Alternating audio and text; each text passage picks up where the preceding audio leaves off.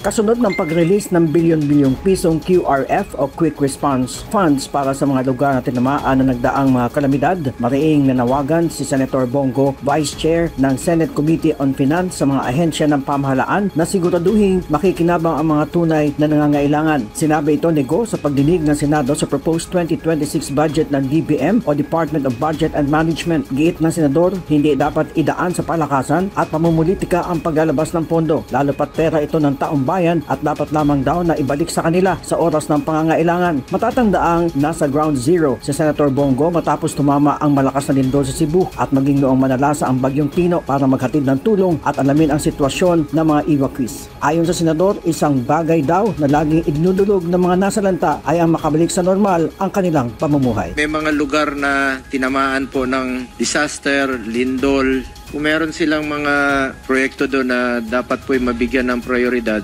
ano bang basis nito? Paano ma-release yun? Baka next year pa sila o hindi na po ma-release ito. Ano ba ito? Palakasan? I-monitor nyo naman po yung nire-release nyo. Hindi lang po porket mag-release kayo ng QRF, hindi nyo na po mamomonitor. Beng Alinio, Newsline Philippines. Stay safe!